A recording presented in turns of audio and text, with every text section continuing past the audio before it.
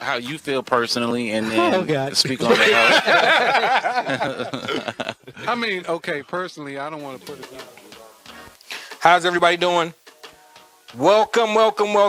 We got to push the IG button, bro. So if you can't get the push. Oh, you got to come on there. Welcome, everybody. This is our, 21st? 23, my 23? Dang, we going. Why are we still counting? That's the question. we got to. Because you want to get to your anniversary. We on a lot now. When you get to 100. We on a lot of them anniversary? now. Yeah. What's the actual anniversary, though? I would say like 50. You think 50 be... What up? 50 would be a anniversary? 50 is a lot, yo. Yeah. 50 is a lot. That's a lot. Yeah.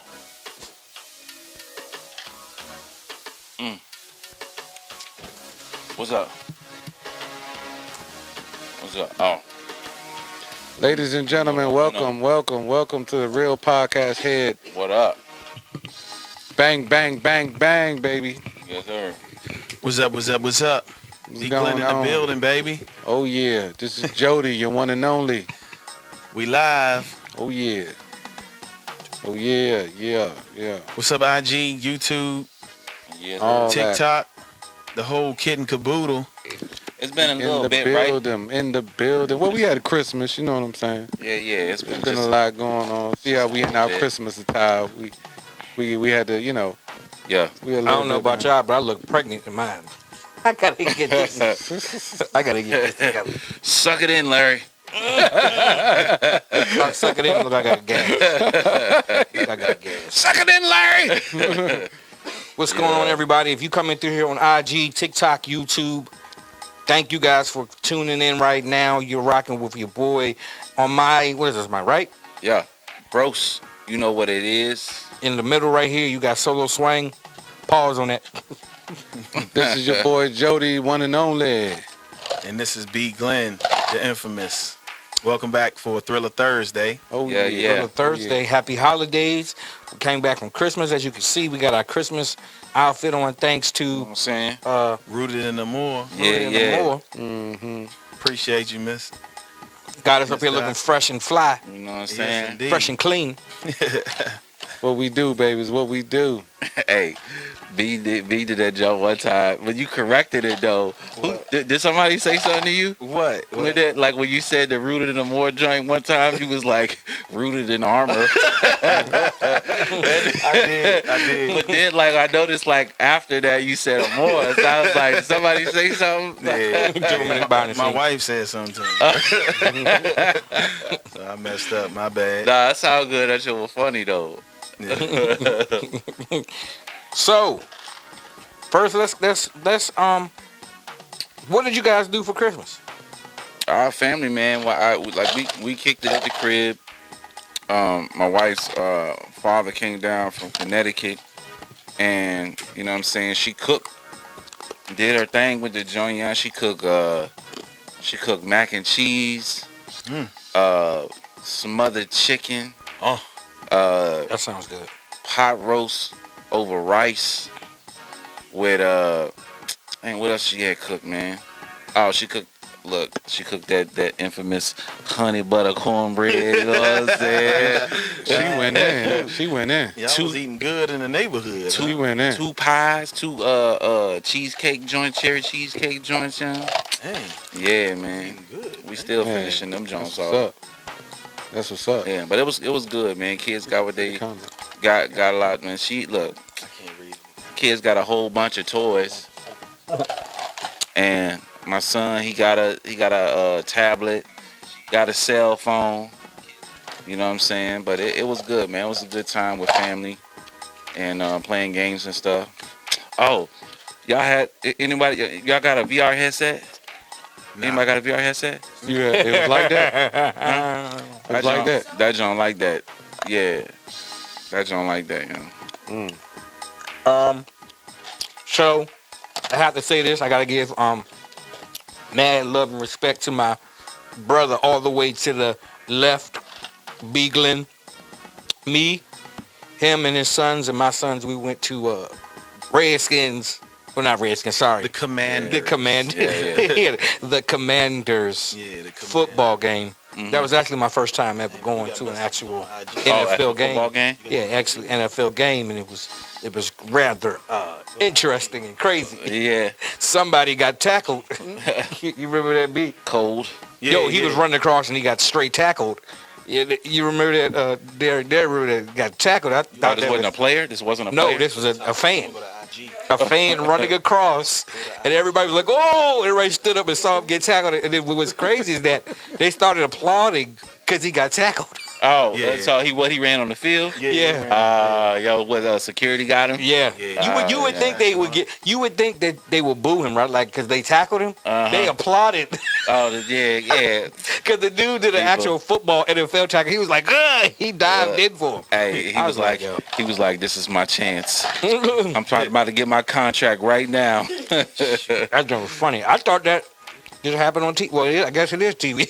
Yeah, That's what it was on, I guess. Yeah. that's what's up, man. Did they win? Did they win, nigga? Nah, man, they got cheated. We're not gonna go into all the logistics. No. Let me say this. If y'all really want to know who a true fan is, that Joker right there. Yeah. That Joker was cursing, mad. The sad thing about it, this is the funny thing. This is the funny thing, y'all. My man is a referee. So he's calling ref plays, and everybody is looking at him like, he's making sense. Because he's making actual referee calls. He's not making like fan calls. He's making referee calls. Was he doing the hand signals? We have holding number 42. I mean, he knew, Offense. he knew the actual calls. I'm sitting there looking at this dude like, you know he a referee. You know he a ref. And then what's crazy is that as soon as they call it, as soon as he calls it, they call it exactly how he calls it. So I'm just sitting there looking at him like, I mean, just had to just watch him. Not the refs down on the field. All right. But that definitely was a good time, man. Yeah. This was a good That's time. what's up, man. That's Yeah. what's up. What about you, Joe? Oh, I had a wonderful time. Visit the kids, chill with the girl. We had a good time. That's what's up, man. Short, Got drunk. simple, Look, sweet. got tipsy. You know, that's what it's all about. It's all about the kids, man. Christmas is all about kids. I had fun though. I enjoyed myself. I actually didn't have mine. Mine was gone. Oh, yeah? Yeah, mine was gone. So, hope they had a good Christmas. Hope they had a good, which I think they probably did. You know. Yeah. What's up? But Hey, yeah, B, what about So you? they had that burner going. yeah, Yeah, man. it's I always. put some ribs in the smoker. You know what I'm saying? Smoked me some ribs. And Speaking of that, do you have any Yeah. leftover ribs? I ain't got none, bro. None. Look. None. But Look, this is the platform, man. You got to bring the Johnson taste test. And nobody's in there. I started to cook on the grill for y'all cats before y'all came down, but it just got a little dark, a little early. And Oh, and I appreciate that. Yeah. Hey, look, not for nothing. B, you like the best host. You know what I'm saying? Like he be Appreciate even when we went to Jody house, Joe, you came down, you know what I'm saying? We went to where Jody stay at. We had what was it? Oh, no. That He was had oatmeal. He had regular oatmeal cookies and He everything. had oatmeal cookies, One thing snacks, for grapes, sure, two things for certain. When you with me, we gonna eat, because that's what I do. grapes, Yeah. oatmeal snacks, chips, peanuts. Pause on that. He had everything. I mean, he's a walking vault of food. Yeah. You know what I'm saying? And let me say this too on the record. If you don't know a good restaurant or a good hole in the wall, ask that Negro. He knows every hole in the wall. And he's like, you gotta try this. He's like, where is this spot at? Speaking of that, we're gonna start doing some YouTube content where we're gonna be visiting some places and eating. So make sure y'all check us out when we do that. Right. It's gonna be It's gonna so be some good. good times. Right. Oh, good. Yeah.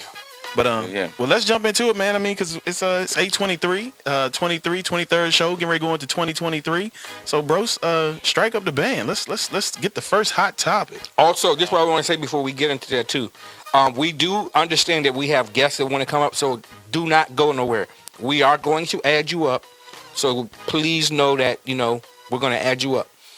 So just stay tuned for that. So, also too, you know what I'm saying? I don't think we said this yet, but everybody that's tuning in, if you haven't already, hit the like button, hit the hearts, hit the subscribes. If you want to get the full experience, head on over to our YouTube page. We live over there. So yeah, we'll bring y'all up on multiple platforms. But yeah, you know what I'm saying? No doubt. All right, so this first topic, a former state correctional officer allegedly assaulted at least 22 female inmates. Now, we know. Say that again? What happened? Is a former state correctional officer allegedly assaulted at least 22 female inmates. So there's a whole article on this, but I'm not gonna read the whole joint. But we can. I don't even really think we need to read between the lines. It's like it's there. You know what I'm saying? So, what did she do? How did she insult them? I mean, how do you know what I'm saying? Because insult can be a lot of different things. No, not insult, assault. I mean, assault. So, yeah. So, like verbal assault? No, physical. Like physical. You know what I'm saying? That's a lot of inmates. Yeah. She's mad. Yeah, I was talking. I mean, is that a female or a guy? Is that a man? Female. It's an assumption. Like I can pull up the article, but as a matter of fact, let me just pull that. Because why would a man assault him? I think he would do more than just be assaulting. Yeah, but assault can mean a number of things, right? It can be verbal. It can be fondling. You know what I'm saying? I mean, but they would say. Let me just put this on the record. That might just put assault just to let me just put this on the record. The whole, I mean, let me just put this on the record. You tell him, Sholo. I don't want to be locked up, but if I'm locked up and I got a female officer if it's a female officer that's gorgeous, you can you can physically assault me. I really knew where you was going. Because you said it. You can that's why. assault me. See, that's why I said. I mean, I would think. Be careful what you ask for. I would think if it's. That's why I said I'm not. That's why I said I'm not. I would think if there's a lot of women and it's a male person that does it, I think they would actually be wanting that. I don't know. Just like Solo said, I mean, I don't know. I think what man would not want to be locked up for 20-some years, and you get sexually assaulted by somebody who's sexy? Yeah. It's not gonna be assault. It's gonna be. They're gonna tell God. Exactly. Are they gonna tell on you? I've been waiting this for 20 years. But not everybody, right? Like there's, you know what I'm saying? You can't. I mean, even if you locked up, there's still. Violation is violation. You know what I'm saying? Yeah. I just can't see no brother talk about. I need to write a complaint. Yeah. This lady who been assaulting me. What has she been doing to you? She been trying to touch me in the places I don't like. Would they touched in do you years. think they would even believe you? They'd be like, man, stop playing, man. Get the heck away from here, man.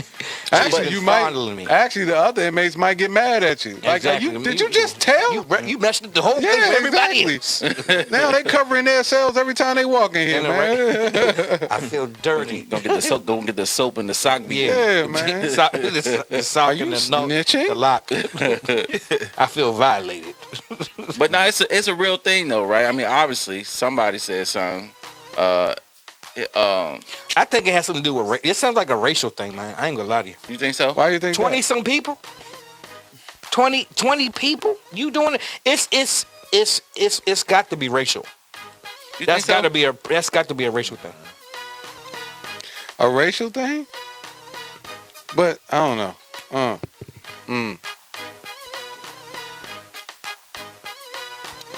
But nah, man, I think I don't necessarily think it's racial. I just think it's, just a person, individual. You know what I'm saying? Because I would bet that it's probably some, and it go both ways, right? I bet it's some male and female, probably correctional officers that that just want to do it, just want to do that. You think know what they I'm feeling saying? it? They like, they shaking. They like, I think I want to. I don't know. I would think if nah. I mean, it happens. Picture. Okay, let's say picture this. someone. Okay, let's say We this. got a comment on IG from Erica Tizeno. Thank you for joining, sweetheart. Appreciate you jumping in tonight. She said it does happen though, and they have crooked officers in prison who does things like that. Yeah, and that's where I was going with it too. You know what I'm saying? I wouldn't put it past someone who is, let's say a rapist, right? Because They in there. you until you get caught, right? So it's possible for a correctional officer to be a rapist and to specifically go after a job like that. No, No, no. you don't think so? There's an extensive background check. Not a rapist. If you convicted of rape, you're not convicted. being- I'm just saying He you just can had those you can be qualities. one. Oh, yeah. Has those Okay, I thought you traits were talking before about. you Okay, get in yeah. there. I thought you were talking like actually being convicted. No. There's Of guys, rape, there's like, guys, there's whoa, guys like- in there that have they have turned like to that. Yeah, they're not You know what always I'm saying? rapists. Yeah, you're right. They they've been in it for so long that they have not seen a woman, so they find themselves gravitating to whatever's close to them in that facility. You know what I'm saying? So, that's tough. I mean, but I couldn't see an officer molesting. What? This time I No, I'm mean, saying well, I couldn't see an officer molesting an inmate. I could see an inmate molesting an officer. Yeah, you can. No, what? yeah, no, I mean, bro. have you What? ever seen Man to That gotta go man. both Obviously- ways. Man to man, woman to woman, Man woman to to woman. man, I mean, man, yeah. woman. Yes. I'm just saying, like, I don't see the number being higher. You feel me? What? Have you seen Orange is the New Black? What? Yeah, I have seen that. That is actually interesting. Man, hey, The look. Spanish lady who's dating the officer, she had yams. Yeah, it could be women, man, woman, and they all do it. No, but what I'm saying is that This is what I would say. I feel like certain locations, not for everybody, but I feel like inmates control the actual. No. In the criminal justice system, this is what I always say to people. You have to have a life outside of that. Okay. If you do not have because It'll consume you. there it is. Yeah. It will consume you so much where you find yourself being actually liking. Feeling like an inmate. Exactly. And then starting to like one, you know what I mean? And then and I will tell you this, is a lot of people that lose their livelihood because of they don't control their emotions when it comes to working in lose the their prison job, setting. lose everything. They use everything. And that's what I'm saying. If you do not have a life outside of the criminal justice system, that will happen. Yeah. Period. And I'm not saying it doesn't happen. I'm just saying I would think that it would be more inmates, wanting to, draw that in versus it being, you know what I mean? Because you got to think they're not wanting to lose their job. I got a comment. Erica Zeno said, oh, yes, women officers do it too. And exactly. Yeah. Oh yeah, they definitely Yeah. do. Yeah. This woman, they do it all the time. That's what we're talking about right now. A woman officer Okay. doing this to other women. So, let's say this then, and I'm inmates. going to go further. Then why do they do it? What is the reason? What do y'all think the reasons are? What are we talking about? The Like- officer doing it Yeah, to the officer or inmate? inmate, officer, what would be some of the reasons they will, like, okay, we know they're incarcerated. Mhm. So why go down that road? I mean, I agree, but it's like it could be a number of reasons. It could be physical attraction, right? You could be in So there. there's nobody in the street that you physically attracted to. It just depends. It depends on the person, right? Mhm. Because you got women and you got men that write these, inmates in jail, right? If they out on the outside, there's plenty of dudes out here, Well, right? have y'all ever seen Love After Lockup? I say it every show. Yeah, that's what I'm yeah. saying. So what's your intake on So that? it's actually an episode now where there's a female who was like a nurse in the jails, and she hooked up with this one dude who's in the jail, and she's moving all the way like to another state just so she can be with him when he get out. Right. But he done overdosed in jail, Wow. so who knows when he gonna get out now, and he's got a drug problem. So it's like Right. that's a prime example Yeah. right there. Yeah, we Someone got comments. messing with an inmate. We got comments. Erica, Talent speaks for me. Hey, what's going on? Happy Talent holidays. speaks for me. Happy holidays to you, girl. Erica Tazino said multiple reasons could be they not getting attention from their mate at home. That's one of the biggest reasons. Or they don't have a mate at home. Or they don't have You one know, at you home. got some people who are a little weird that, or not necessarily say weird, let's say not social. So they don't have a social life outside of it. So the jail is their social life, and they can talk to these people any way they want to. It makes them feel special. Like I can talk to you like trash. You ain't gonna say nothing because you need me. Right. You know what I'm saying? It's like you need me. I can give you extra this or extra that, or let you go out. And, you know what I'm saying? Stuff like that. So and once you get out, guess what? You're gonna rely on me. Right. You're gonna rely on me for everything. That means you ain't going nowhere. Right. You know what I'm saying? True that. So there's a lot of reasons, man. It's a whole bunch of reasons, man. Yeah. But I still think it's dudes. It's tough. I mean, because you don't want to judge them because they're locked up. But I mean, if they got like 10, 15, 20 years, I mean, come on now. I mean, but if you think about it, it ain't just got to be sexually either. It can be just abusive. I mean, I've heard stories where, you know what I'm saying, they get a cat down and they take phone books and beat them with the books so it don't leave a mark and stuff. So I mean, it's a lot of abuse. But, you know. Yes, it's one of them. I pray that I never have to go and deal with that. I'm telling you that. Deal with what? With jail. I never want to go there. Oh, as a worker or as an actual inmate? As an actual inmate. I know, you right? Don't want to go there. You don't want to go there to either one, actually. As an actual inmate, boy, I tell you. Inmate or worker, I don't think it's. Lord I don't think it's a great place. Period. You know what I'm saying? I mean, it'll humble you. It'll make you really think about and appreciate what you have on the outside. Rather if you work on, and what's crazy is that what I have noticed with not just inmates but officers that work on the outside, they seem very depressed. And this is what's crazy. This may sound crazy, but they turn into alcoholics.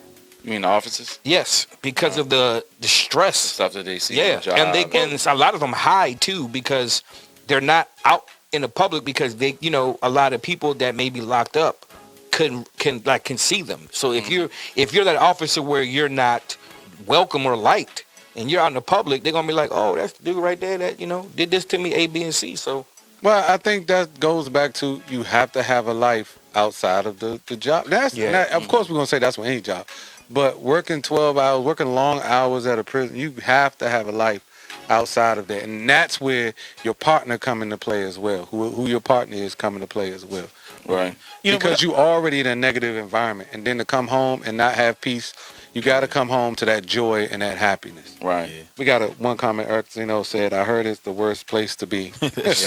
I mean, but I got a lot of respect for the officers, man. I mean, having COs having to do that job, it's got to be a tough job. But who else I got a lot of respect for, man? And I actually applied to be a firefighter one time, man. I was going through the process of Fairfax County, and man, like now that through the grace of God, through the grace of God, I wasn't put in that position to do that type of job. And I'm like, how would I really deal with it? Do you realize all the stuff you have to deal with being a firefighter, bro? Yeah, I was gonna say, can you imagine? Not just that, can you imagine the stress you put on, not just yourself but your family? Yeah, you know what I mean. Especially if you got kids young. You got a family and you out, you spending a lot of time trying to save other lives that you can't even save your own family. You can't even save your own house. And that's the part where I don't like about, these type of jobs all the way around, is the fact that your family suffers in a way. It don't matter any way, shape, or form. You can try your best. The family will suffer in some type of way.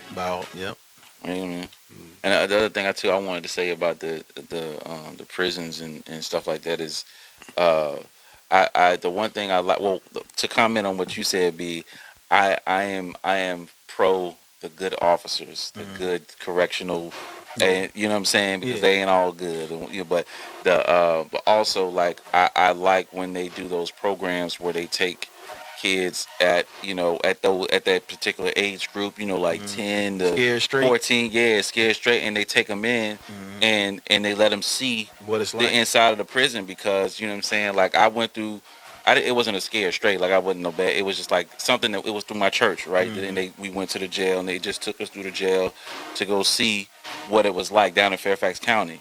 And it's crazy, man. You know what I'm saying? They in there yelling and screaming, and one dude in his cell, he had the glass. They had him behind the glass and stuff. He took a dump in his thing and threw his his poop at the door. You know what I'm saying? So it's just like, my father actually works in the prison for Fairfax County, and he says the hardest thing is when he sees family members in there because you can't hug them, you can't touch them, you can't do anything because that's your job. Well, there's a line that separates you. Yeah, that's So, and the sad thing about it is, he says the amount of family members he may come across, and there are people that he's known and be like, man, they in there, and it changes your mindset on how you see things. You know what I'm saying? Like, one of my cousins that you guys do know, his brother was in there, and he saw him, and my cousin said, hey, Unc, like this, and went to hug him, and they forgot, and my dad said that, like, troubled him. Right. Because he hasn't seen him in so long that he wanted to hug him. Right. He was like, what do you do? Now I gotta look at you as an inmate in here and not my family. Gotta separate. You get what I'm saying? So when I heard that, I was just like, that's tough, because it's like, how do you handle that when you in that position? You know what I mean? You're now he's a number. You know what I mean? And you can't even, you know what I mean? You can see him, but you know, you could see that he's alive. You could tell people, hey, you know, I know where he's at. He's okay, but at the same time, you know, it's just, I don't wish that place on anybody. I don't care. You know, like I understand what B was saying. Like, he commends them, and I understand where you're coming from about the good ones, because I feel like if you're going to do that job like Jody did, and I always said Jody would be a good correctional officer, because he knows both ends. He has street smarts as well as business smarts. So he knows the other side of having friends or family in that type of cycle. You get what I'm saying? So he knows how to maneuver there and know how to, like, relate, talk to people and things like that. So he would be the officer that people would look for advice, look for help, look for questions, answers. You know what I'm saying? To where he's not that bad officer. He's not the officer. Oh, here come Officer Jody. Don't nobody want. You know what I'm saying? He's the one where they like, oh, they probably can't wait for him to come to work, because they realize their day is going to be lighter and probably better. And people don't realize a lot of the times it's the officers that make the whole prison work good, smoothly. Right. You know what I'm saying? If you have a bad officer in there, then 9 times out of 10, the person that's going to react to it is going to be the people, the inmate. They're going to be like, you know what, he up in here, let's go ahead and, you know, one person shut the whole place down because of that one officer coming on site. Right. People don't realize it. I mean, am I wrong, Jody, on that? No, you're right. You're right. We got some comments. Erica Tazino said, same thing with working in the medical field. She said, I've been a nursing assistant for years. I experienced the good and the bad. True that. Yeah. It's a lot. It's a lot to take in.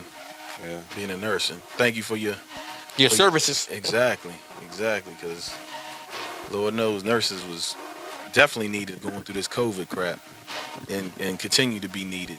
Forever will be needed. Yeah, you know what's crazy? So with that topic right there, with the COVID thing, does it feel like it was a dream to y'all? Like it was like... No. What you mean, a dream? Okay, so the reason why I say that is because... It was all a dream. The reason why I say that is because it is. You know, I was watching some YouTube videos, and how, you know, the date, it was like, if you could tell the video, you could tell it was COVID, because of if it was 2020, you already know it was 2020, the video 2020, they started mentioning a lot of that. Like, hey, you know, we're here live, but, you know, if you, wherever you are, just know that you got to stay 20 feet away. And I'm like, God dang it, like, is this what I'd realized that it was like, I keep forgetting that was a time where we had to wear masks, like, you know what I mean, like it was crazy. To where now it just feels like it's not, you know, it was like it happened, but it's like, dang, that really happened, like, you know what I'm saying? Yeah. kind of like 9/11 right now is like a memory or a dream. You like, if I don't know if y'all remember when 9/11 happened, that jump was crazy. That was like, thank God we don't always have those type of situations, you know, in America. Yeah. You know what I'm saying? No doubt. Yeah, man. Well, so moving on, switching into this next topic here. B sent this one. He sent this one in. This is men being too emotional. You want to elaborate on that, B? Because that being too emotional can mean a number of different things. But when you sent that, like, what was you? So my thought process on men being too emotional is because, well, not because, but, you know, do you feel that a man can be too emotional? Like, say for instance, I put it to you just like this. I watched the show you told me to watch the other day. From Scratch. Yeah. On Netflix. Y'all check it out if you want. I'll put it to you like this. It was a tearjerker. And I find myself, as I've gotten older, you know what I'm saying, I start to like get a little like teary-eyed and stuff because a lot of times, you know, I just relate to things, or you sympathetic to the fact. And I know it's just a movie. They killed Ricky. They shot him. Maybe not that, but like I told you, you know what I'm saying, like 7 pounds. You know what I'm saying? Just to see when people are going through like life situations, and it's like, dang, you just feel for them, you know? Bro, I'm gonna tell you, I'm gonna be real with y'all. Like, don't laugh at me, because I'm about to. I will have to. You cried on Beauty and the Beast. No, I know. I was gonna say King. no. I was gonna say this. There are some kid movies out that are tearjerkers. No, like not those per se, but like if it has anything, I would say this. Anything that has anything to do with y'all funny. There you go. Anything that has something to do with culture. What I mean by that is that they have a lot of new kid movies that are gearing to other cultures. Like whether if it's Japan or if it's like, you know, especially you see a lot of Spanish movies coming out right now. Okay. Or what is it? Hispanic, yeah. There's certain scenes in that's, you know, it's tearjerkers. There are certain things in there that you like. You look at some of these movies, it's like, dang, you know, they're really wanting you to hit home because they want you to understand the relating of what they've been through of a struggle. So some of the struggles that you see in some of these movies, you'd be like, dang. So I can kind of understand where you're coming from on that, where somebody else will look at you and be like, why are you crying on that? But really, if you look at it, there may be some things where you can relate to that from your childhood, or some things where you can relate to from even as an adult now, to where you can you appreciate some things that may have happened. You be like, dang, you know what I mean? Your kid may not be able to relate to that, but you can because of the generation. You see what I'm saying? Like there may be some movies out right now that we may be like, why are you crying on it? But your mother or your father will cry on it because of the generation that they may have went through when it came to like a trial and error. You feel what I'm saying? Like, what's the movie? There's a movie, what is it? 12 years to freedom. 12 Years a Slave. I can't look at no slavery movies. I'm gonna tell you that right movie now. right All there. of my tearjerkers. That movie is a tearjerker. All of them. All and of them. if you know about that movie was based in this area in Stafford or Quantico. They have an actual statue of that guy here, which I didn't know that. Right. But when you watch movies, you didn't know that? No, I didn't. No, my father told me that. We was out to eat. And he was I like, can't watch no slavery movie. Movies like that, you think about like we are blessed in a lot of areas, and then you're thinking like, oh, you ain't supposed to be crying on that. Why are you not supposed to cry? That shows you that what they just went through, that has no effect on you as a person. Right. But that makes sense. I'm trying to figure out what kid movie you cried on. Yeah. Which one is it? Mufasa. No, Which I one can't. was it? No, it wasn't. I don't think it was. It was. I don't know if it was Coco or if it was one of the movies where it was. It was something where it dealt with their culture in death. I tell you, it was one. It's one on Netflix now. I can't think. I don't know if it's not Encanto, but it's another one that was really good, man. I can't think of the name. Vivo. Oh, Vivo. That's a good one too. Yeah. And I ain't gonna lie, I got a little teary-eyed when the granddad died in the beginning of the joint. That joint kind of messed with me a little bit. It be certain things like that where it can be something where it's pertaining to like history fact or history. It's not something like crazy, like, oh, you know, the dog died. Nothing like that. I'm talking about something where it's really, it hits home or resonates across the board of why they put that in there. Right. You know what I'm saying? I tell you like this, like for instance, From Scratch. I'm just go ahead and ruin it for y'all because y'all should have watched it. Bro said it last week. I put it to you like this. Me and my wife watched it, and I think about the third, fourth episode. That joint just started hitting me, and you know why it hit me so hard is because it's about cancer. Right. Yeah. You know what I'm saying? Yeah. And I think just about love and losing and everyone. You can't tell me that there's nobody in this world, IG, TikTok, YouTube, nobody in this world that hasn't dealt with cancer. Right. You know what I'm saying? And to see them go through it, it just triggers stuff in your own life and the own stuff that you've been through, that you've seen. And the joint kind of hurt. It's like, man, you don't when it's a good movie is when you cry because you relating so much to that movie. You know what I'm saying? Let it out. Yeah. He said, "Let it out." Go to you know what was the tearjerker? The movie with the guys that got went to jail. Oh yeah, you Oh, talking yeah, about yeah, the Central Park? Yes. Yeah, the Central Park. That was a good. Yeah. That is a Yo, tearjerker. that Yeah, joint, man. that's a good movie. Yeah. And my man that played the guy that was stuttering, And he did that part so bro, good. let me tell you bro. something, man. When I'm gonna tell you what's a tearjerker is when you're watching him live. Okay, he's on Oprah, he's on all these TV shows, and what's crazy is that The real person or the actor? yeah, the real person, Okay, the real person. What's sad is that he's on all these talk shows, right? And he barely can talk because it's so it devastated him so hard. They're used to it like as a man. This is a grown man who got locked up at 8th grade. 8th grade. You know what I'm saying? And didn't get out until he was like 27, 28 years old and went through a lot of stuff. And he can barely talk about it because it traumatized him. Right. And you sitting there like this, like, dag, like, can't no real man say that you cannot sit there and have no type. If you have no sympathy for that dude, you the devil. You just straight. You just Lucifer. I'm dead serious. Like you just got no heart. You just Lucifer. We got some comments real quick. Lily Doe 15 said no. Miss Lala said Lord from scratch had me jacked up. Lovely this said LOL I can't do slavery movies either. And then Miss Lala said Vivo. Yeah, that's what it was. It was Vivo. Yep. It's just certain movies that I don't think it's what's too emotional. What are we talking about being too emotional? I mean, Crying, too man. emotional, like crying. Like as a man, you crying or shedding a tear every time. My son tell me, Dad, you always crying. Are you crying? He looking at me. I'm shut up. You look at the side and everybody just looking at you like you know what I will say. I get to wiping my eye like. You know what I will say. yeah, man, you cry too, man. I feel like Air on in here. this is what I do realize, and when you become more spiritual and more in tune with your spiritual side, you do become more emotional. You know what I'm saying? Like, especially if you're getting closer to God or if you changing in your life and certain things, you know what I mean? You do become more emotional. Even when you get older, you know what I mean? Just like he was saying, there's certain things that you appreciate. Like I give you a prime example. Like, I'm pretty sure he cried when he saw his son graduate. You know what I'm saying? He saw both his sons graduate. That's stuff you should be proud of. I mean, you should be. Because you emotional. know what you went through. But at the same time, though, that to me, that's different, though. Yeah. That's different. You know what I'm saying? Than this type of emotion. Yeah, that's a joyful emotion. So what's the emotion that we shouldn't be crying over? No, what I'm saying is, like with the movie, like for but instance, for me with that same movie, B was like, yeah, like with me, I didn't want to cry in front of my woman because I felt like. Do you feel it makes you less of a man to cry in front of you had to be strong. Partially, Be a man.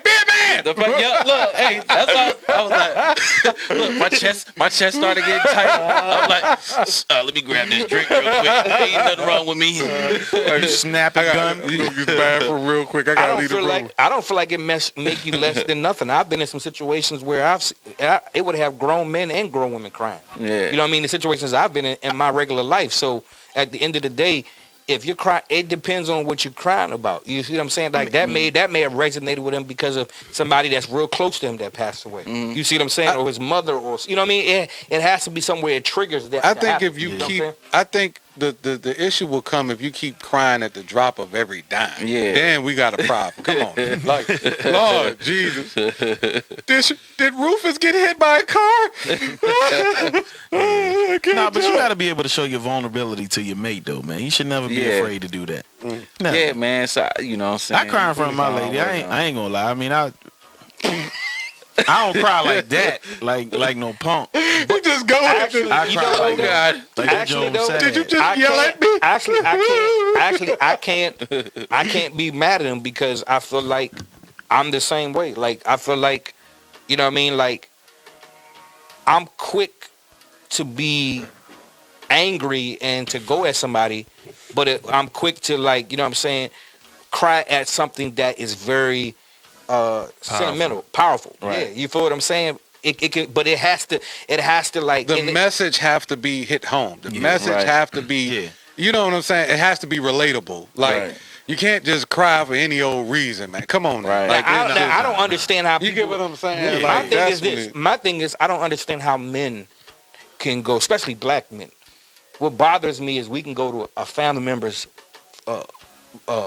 what is it? A homegoing Funeral. Yeah. funeral, and we can't cry. We got to be tough, but we can't let it out. Oh no. Oh, man. I can't. That I ain't. cried. Yeah, Like, my that family, ain't- man. Like, Oh yeah. I don't You even. know what I don't I'm like saying? going Like, to funerals. I hate that when they sit there just like bro, like goodness well that affects you. Like you know what I'm saying? Right. Like it I don't get it. I don't know. Okay, I will say this. It's been some times when I was at church, right? And the pastor, you know how Looking right at you. they saying something powerful, right? And then the choir get up there and start singing a powerful song. I be trying to hold myself together. You Yeah, better be hold feeling yourself it. together. You Be start feeling shaking it. and everything, like That Holy Ghost getting ready to grab a hold of like, yourself. hold yourself. Be a man. Be a man. But that's the part I was just saying about the spiritualness. When you get older, the spiritual side of you, it kicks in. But that's the thing. Like I feel like God put that in us. He created us to be able to cry, not like cry over the dumbest stuff. Like I feel like I don't know, man. Like you know how some people be like, yeah, he always crying. Like, but to me, it's like I don't know how to take it. Especially there's a family member of mine, and B. Glenn know this. They used to call him the crying pastor. I don't know if you heard that. You know what I'm talking about? Go ahead. But he's a Howard. Oh yeah. Yeah. So they called him the crying pastor, and he's always saying every time he Hold on. talk he What's preached. his name? Reverend Howard. Yeah, that's my uncle. Skinny, slim. No, their father. No, but he's skinny. You're talking about brother, but not him. His dad, his actual dad. They call his dad the crying pastor. Oh yeah. But his dad, every time he preached, he always cried. And everybody be like, "Oh, you talking about the one that cry all the time?" But if they knew his struggle, they wouldn't say that. You know what I'm saying? Like when you go back, like so, I give you a prime example. I used to hear that all the time. That really used to bother me because I'm like, if he's preaching about God or if he's preaching about something, why should he not cry? Well, he just cry every time. But when I went to my great aunt's house, right? God rest their soul. They started church outside. Like they had, when I seen these pictures, they were black and white. He had this little box and this little stand, and he was in the woods preaching to people. And I'm sitting there like, Dad, that's how far y'all go back to doing church? So when she's showing me the book, she's showing me everything, the process of everything they went through. So now when I think about him crying, I'm like, man, that brother had a lot to cry about. I mean, you know what I mean? Yeah.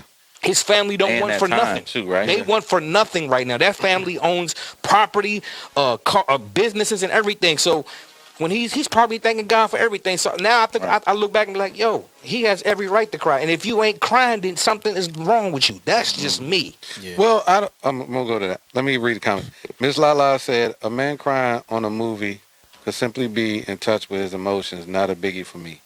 Lovely Liz said, "I think it's great when a man can tap into his emotions and express them freely. Emotional, cool, but overly sensitive can be a bit overwhelming." And Miss Lala said, "Lovely Liz, I agree." Okay, so ladies, what's the overwhelming? Not saying that y'all are wrong, because I agree. What's the overwhelming? What do you not want to see a man cry over? What is too emotional? You know what I'm saying? But yeah, and while they writing that in the chat, because we're not gonna really get to movies and stuff tonight. But Emancipation, Will Smith joint. If you ain't watched that, watch that. Was it good? It was good. It was good. Man, I don't even want to talk about anything with Will Smith doing and he like losing weight or he like the one where he lost his job and stuff. You know the What do you one. mean 7 pounds? No, I'm talking about where Pursuit of Happiness. Yeah. Pursuit to Happiness. Oh, yeah. Stuff like that. Like, brother, stop. What? He trying to have people crying. Oh, yeah. He's trying to really get that Oscar. Hey, He's trying man. to pour tears out of Hey, he everybody. be doing it, man. Cause hey, look, he did his thing in Emancipation, man. That was good. And TV show ain't got nothing to do with crime, but you should watch it if you ain't seen it yet. And that's Gangs of London. If y'all ain't seen that yet, Man, Gangs of London, from beginning to end, bro. I had to check it out. man, look, I can't do it. 'Cause Well, I'm a sucker for. I'm telling you. no, this is action. This Oh, okay, this cool. is- Okay, cool. We not Yeah, crying. cool. Cool, No. Cool. Yeah, I don't got time to be this one crying go all the hard. time. This one go Let hard. me get some comments real quick. Miss Lala said, "Crying about everything, being sensitive about everything." It was good. I don't know.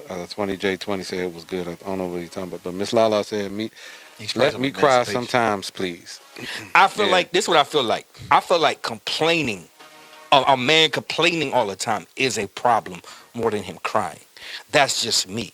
If you always complaining and you just, you know what I mean? Is that a form of emotional problems? You know what I'm saying? Like I don't know, man. Are the complaints valid? Well, let me rewind because I That's remember. a great question. Let me rewind because I want to rewind something you said real quick. You said you don't like it when a man always trying to be hard and not cry, right? That's something. Yeah, like that's a problem, man. That's an issue. To me, that but we don't know what that person dealing with. Yeah. You get what I'm saying? So if maybe we know how like you deal with some trauma and like how we look at these movies where the father always wants you to be tough, so they do crazy things. They hit you with don't cry, don't cry, be a man, don't cry, be a man, and that could be some of the trauma they dealing with. So I mean, I wouldn't say it's a bad. I would just say they just need some. It's gonna take some work. The first time I ever seen my father, and my dad preaches, y'all. First time I ever seen him walk in a funeral with sunglasses on is when his dad died. And he couldn't even break down and cry. I had a problem with that. Bro. And I get it. I get what you, but you know what I'm saying? I was like, it had But how him you know he wasn't hurting though? Oh, I know he was. All right, so but that's my what I'm saying. thing is this, though. I mean, Let some it people out. don't, but he Let probably it out. was. But it's because our fathers, the men before us, they couldn't be like that. Exactly. They couldn't be like that. Different I time. give you a thing, for instance, my father. When my great grandmother, when my nana passed, I never seen my father cry. But I tell you, that day in that pulpit when he broke down, I said that joint must have touched him. Yeah. For him, exactly. For him to break down like that's that. when you know. Right. That's when you know. And I'm gonna tell you this: I can't be around people like that because if they don't cry, everybody is crying. Yeah. Right. Everybody, because he be like, if he don't cry, like, oh Lord, oh God. Exactly. All right, comment. Exactly. Lily Doe 15 said it's a cultural thing. Men are seen as weak when they cry, but that's not the case. They're hit with the phrase "what you crying for," and because of that, men block off their emotions, and it's hard. Yeah. And that's exactly what happened. It's hard. They block off. Another thing, I hate to jump off of this, man, but this is just such a good topic, and it's going to lead into the next topic as well. But I find myself telling my kids I love them. I tell every time I get off the phone, I tell my kids I love them. But us growing up, we didn't get that. I'm gonna say I didn't get that. No, you know what I'm saying? My father didn't tell me every time we got off the phone, "Hey son, love you." Right. But we got to change these generational curses. You know what I'm saying?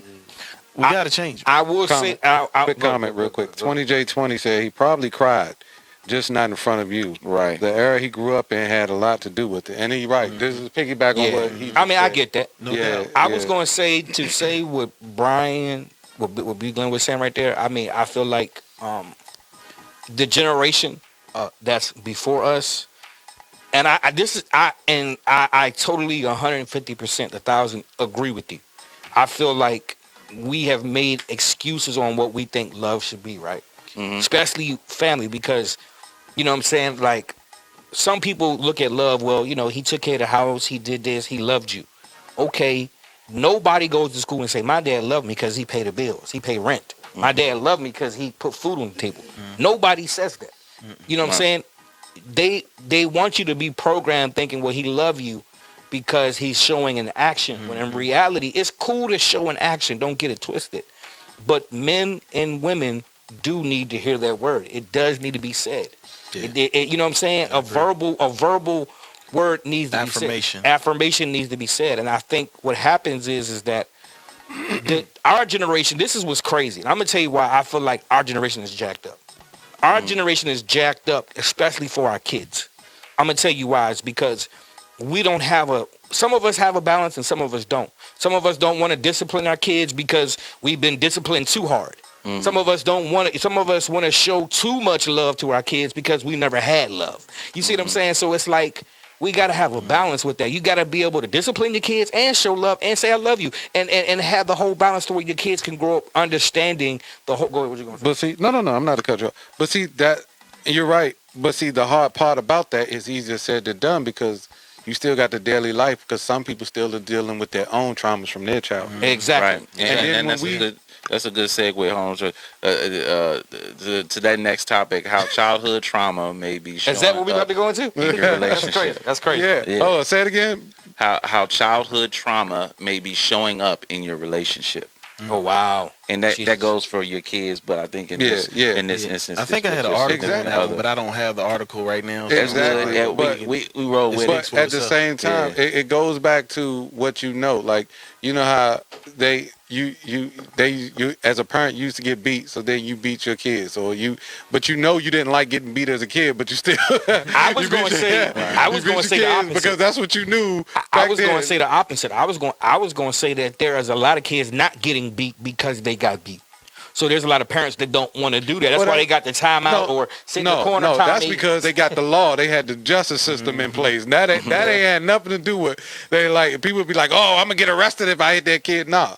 But to go back on what I was saying before is the fact that when we talk about our parents, they grew up in a different time. Era. They grew up in a time where racism, they didn't have, so they had to teach you tough. Because when you walked out into this world, the world wasn't going to be nice to you. Right. You was going to have to deal with what comes with that. And that's why it was always, don't cry, don't do this. And that's where we go back to the piggyback off the childhood trauma, where they dealt with so much as a child because they didn't hear affirmations of, I love you and everything, because it had to be tough. So that's all they knew. That's all they know how. This is about to be deep. Back then, they didn't have the help that we have today. Mm-hmm. And some of our parents still need help. As far as what? I will say this. This is what I will say.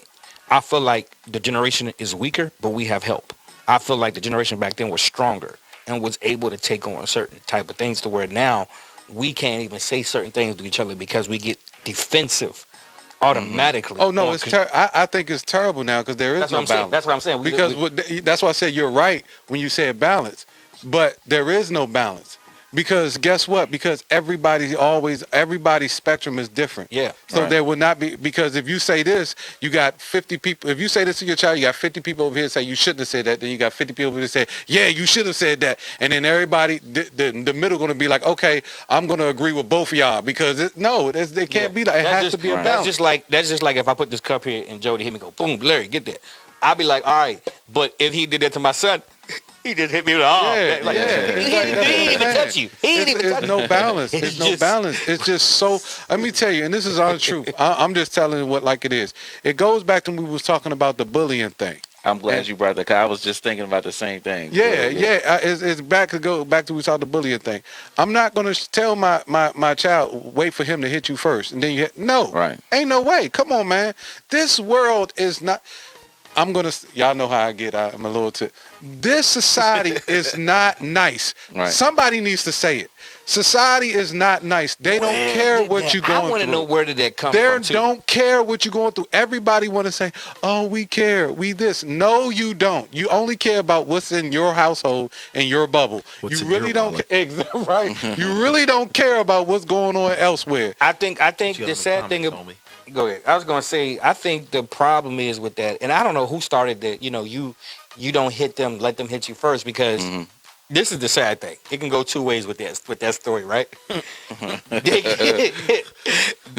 hit you. Get slept. They hit you. You hit them back. It's a rumble. You get beat up, right? They're gonna be known for the person that beat you up, right? Or you know what I'm saying? But at the end of the day, they're going to always be looked at, well, he hit you first. You never, you know what I'm saying? You don't never want to be looked at as the softer side of Sears. Well, just like our parents said, right? Like, it's like don't start nothing, but you better finish it if it do get started. You know what I'm saying? And that's the sad thing. You would never know what you can do because you was the not the aggressor and you was the defender. And that's the sad thing, because you wasn't preparing yourself to be that person. You was preparing to get hit. You was preparing yourself to get punched. Think about it. You was preparing yourself to be embarrassed by everybody. Right. You feel what I'm saying? So it's like, okay, now that's more pressure right there. Think about that. Think about that for 1 second. I could be the person that's just steal off on you and look like okay, he stole you, right? Or I could be the person to get punched in the face and now I gotta build up the courage to beat you up. And if I don't beat you up, that's even worse. Right. I think we got It's a somebody lot. want to come up on this topic. Where? Who was that? Are A they coming female. up on, We got a female want to come Are up they coming up on IG? on IG. Yeah. All right. But yeah, and that's the thing, man. I'm telling you, man. I don't understand. I'm a type of person. Common sense is common sense, and you see what the world is. You see what it's about. It just what is it? Yeah, Lily Doe. Yeah. I mean, my thing on it is it's tough. Can we because- see? Are we gonna be able to see? Nah, Yeah, man. you You want to see on your phone? Yeah, See yeah, on your yeah. phone. You should be able to see it on your phone when it come up. Why that jump stuck on my face like that? No, crazy. Hello. What's up, Mr. Hey, Lily what's Doe? going on? What's up? What's up? Nothing much. Just listening. Okay. What you got on this topic tonight? Go ahead. What you have on this topic tonight? So basically, I'm 23. So from what my parents have taught me, it is a different day and age where everybody is sensitive. It is a different day and age where now we get more help, we get more assistance. Like, for example, I'm in school and we get assistance on books, we get assistance on mental health, we get assistance on just anything that we're going through. Whereas back then, there wasn't a lot of resources, there wasn't a lot of different things to where it was left to the parents to decide. So that's a difference on like where it's more so basically in a sense more of a hand holding than many, which in the idea of the fact of it being said weak. That's a good point. Yeah. So what can be done? What do you think needs to be done? Is there any other solutions? I don't believe it. The way life is going and with COVID and everything and more of everybody making mental health a thing, it's just always going to be a handhold. It's never going to be Right. how it used to be back then to where there's a balance. It would have to be left up to the parents Right. for a child. I totally agree with you. It's hard. I mean, you know what's crazy? It's hard because in this generation right here, it's too much either on one side or the other side, to where you have a lot of kids. This is just me, you know, working with children and seeing this. You have a lot more kids that are not being disciplined, right? But you got a lot more kids now that are taking on words over their life, like, you know what I mean, like everybody now is ADHD or everybody's ADD. You know, that wasn't a thing where I don't believe every kid is diagnosed to have that. You see what I'm saying? Like, So you think they just making names? I feel like they just to take it try on. to- I just feel like they take it on. Like their mother and their dad say, somebody left. It's No, like somebody. was trying to say something. Oh, go ahead. Yeah, no, I agree with that. It's more so like they're making an excuse for said behaviors when really that's probably just them. Like, for example, like you said before, ADHD. That child just maybe that's just who they are. Yeah. Right. Never a said problem. Like, you're going to just give them medication just for them to just be, Yeah. in a sense, be basic or- and not be yeah. creative or anything like that. Or you hear them say, "Oh yeah, you know my child, he got ADHD," or they say he what's the other one that they use? ADD. ADD, but it's another one though. OCD? Say it again. OCD. Should I say OCD? No, it's not. It's not OCD. What is it when they're like not too stressed, but Hypertension. there it is. Yeah. Anxiety. Like that word and anxiety and ADHD is thrown around so much. It is crazy.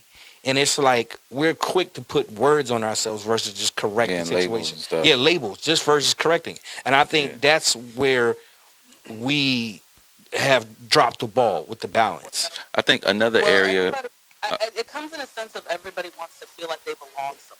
Yeah. In a, Yeah, it wow. It's like they Yeah. want to be able Yeah. to be like that's In where a group. the whole bullying thing comes from. It's like they want children to belong to somewhere, so that way they're not looked down a certain way or looked at a certain way. But does that really help or does that hurt? That's a them? great It's point. hurting, man, Yeah. because like we was talking about with the whole bullying thing, man. Like if you teach your child to not take no ish from nobody, then they go to school and they go out into the world and they'll develop those traits to be strong and to defend themselves. You know what I'm saying? Yeah.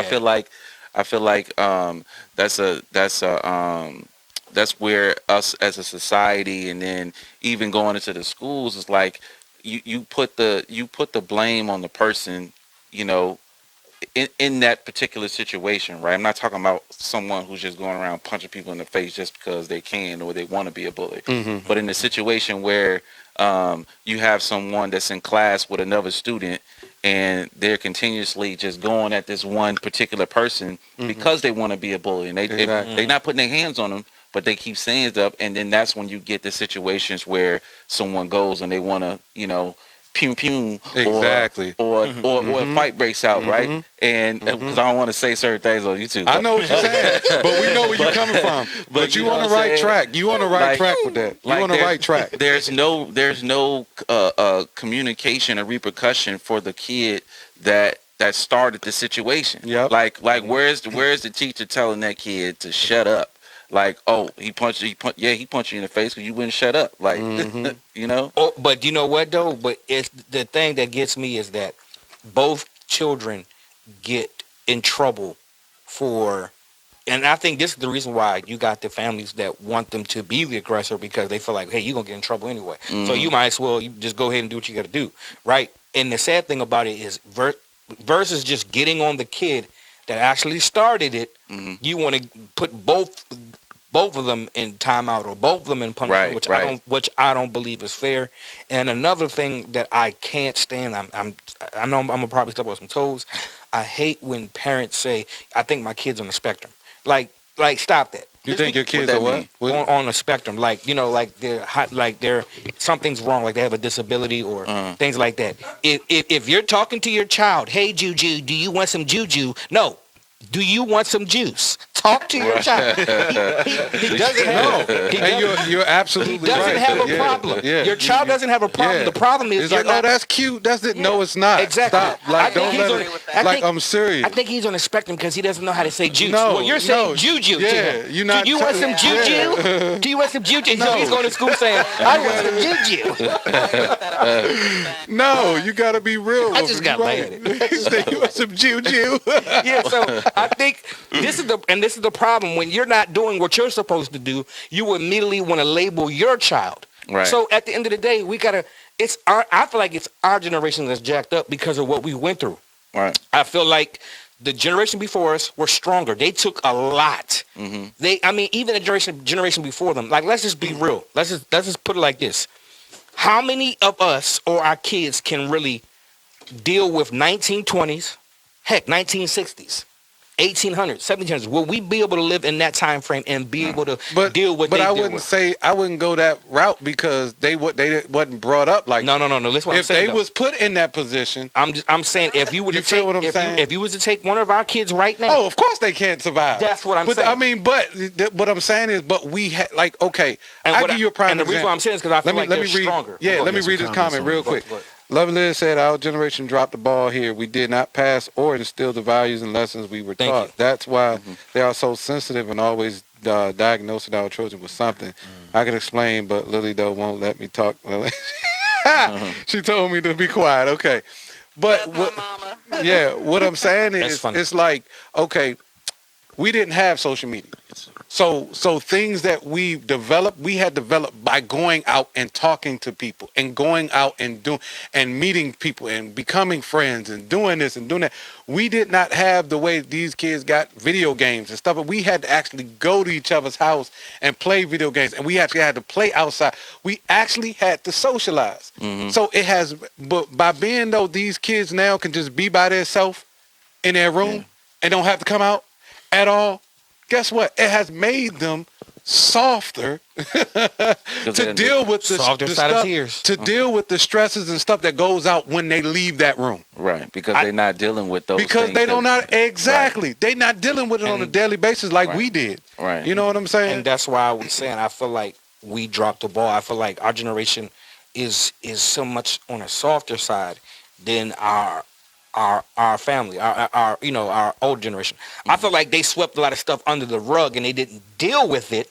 They didn't deal with issues because they felt like, hey, you can handle it. You know what I'm saying? Like, you strong enough. Like, you don't got to talk about it because they don't want to. I think we're the generation that we want to talk about it. You know what I mean? If something's bothering, if I'm mad, I need to talk to you right now. Like, I need to let this out. You know what I mean? Because growing up, they rather text versus talk. Text and talk. Yeah. So Yeah. you see, that's Okay, a well, big let one. me give you let me say this. Okay. Hold on one second, Joe. Let me get to this one because Rail, I don't know if it's Rail L or Rail I, but it said it's an excuse to push meds on the kids. Of course, You know what I'm money. But let me say this though. We talk about back in the generation, the older generation. Yep. Where did they have to go? Where?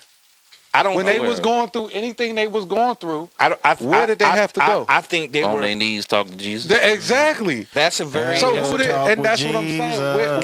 Where did they have to go? Where could they go? Who could they lean on? Who could they lean on? Actually, this is what I will say. I feel like at that time, people were so focused on, especially our culture, we were so focused on getting out the struggle that we didn't know who to lean on, because you in the struggle with me. You in the struggle with me. You know what I'm saying? That's just like this statement that my great aunt said that was so powerful. She said, if two people fall in a bin, right? Either you help each other get out, or one gets out and pulls the other one out. If the other one doesn't want to go out, you just got to walk away, right? Now think about it like this. If we're all like, struggling, going through stuff, I'm not going to talk to you going through struggle, because I'm not going to put my struggling on you. I'm not going to do the same thing with you. You see what I'm saying? So I'm going to try to get out of it. And then but the thing is this though, if you did come to me, we were a generation where we would help you. You just ain't gonna open your mouth and say it. Like, you may be hungry and be like, yo, I need to eat, but I'm not gonna ask my brother to feed him, knowing I know he gotta feed his family. I'm gonna get out here and do what I gotta do.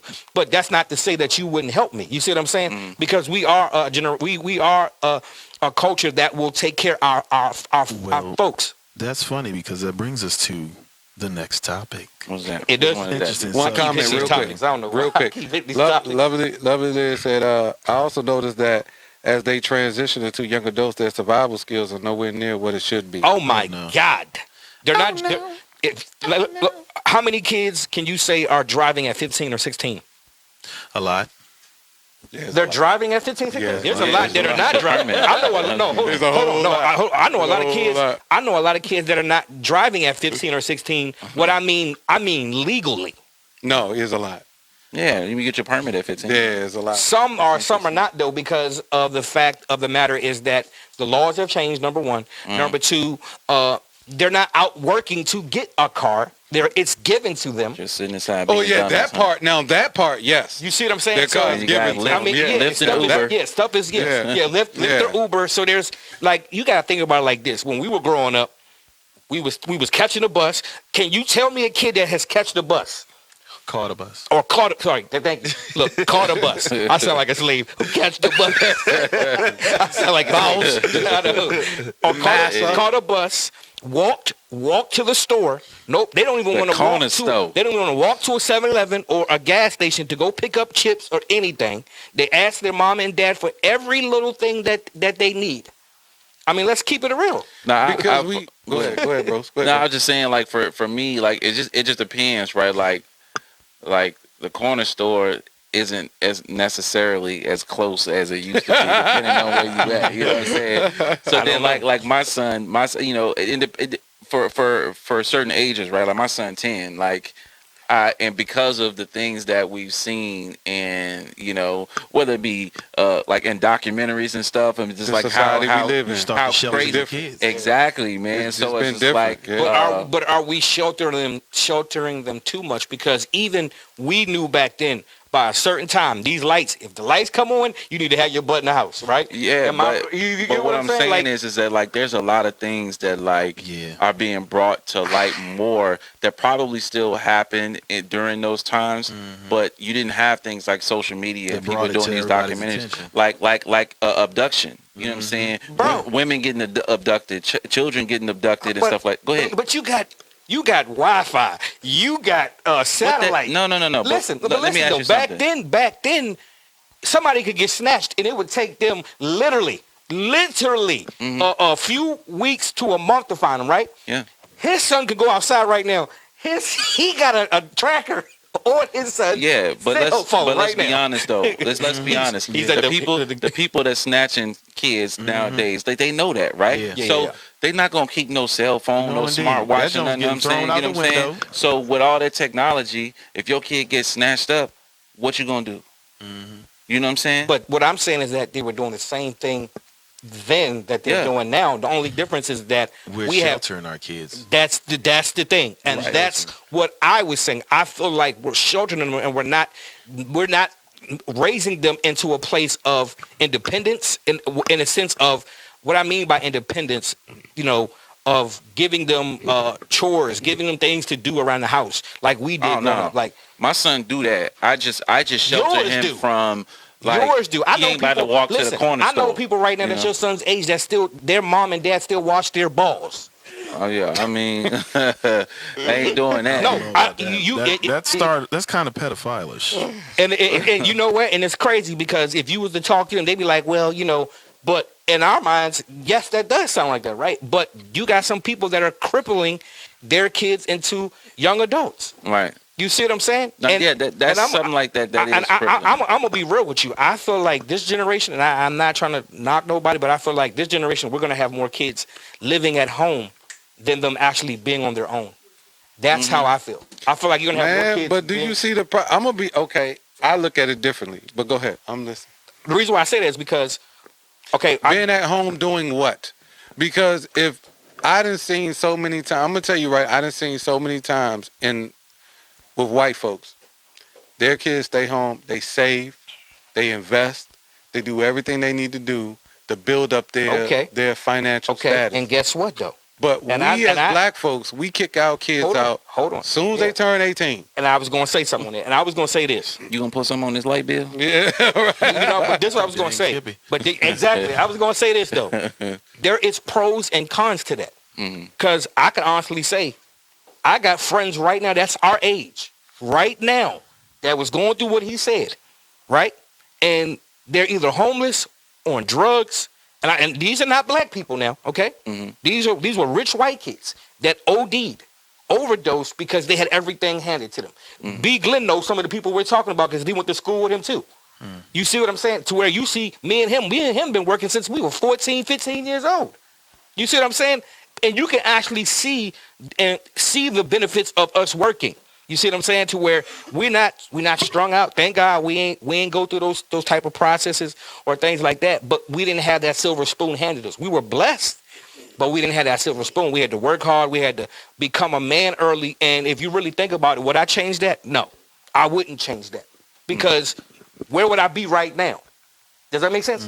Yeah. Where would I be right now? So you may have a son right now who, like, Dad, I don't want to leave right now. I just turned 18. I don't need to get a job right now. I think I need to take some time off. Okay, well, you know, when you think about these type of things, you know what I'm saying, and how society has changed and the way we raise our kids has changed. You also have to take into account of, man, the way that you talk to your kids sometimes can trigger them. You hear about a lot about suicide with kids killing themselves. Yeah, man. that's crazy. And with you sheltering them and not giving them the real, but also trying to protect them from the outside, it's like a gift and a curse all the way around. And there's a balance. You know what I'm saying? Yeah. So I mean, you have to stay involved. You know what I'm saying? Right. I try to stay involved with all my kids. I try the best of my ability, and it's just hard. I think it's hard for everybody. Being a parent is hard, man. Yeah.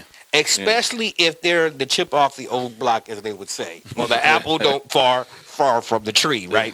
If you hear that story, I've heard that. You know what's crazy?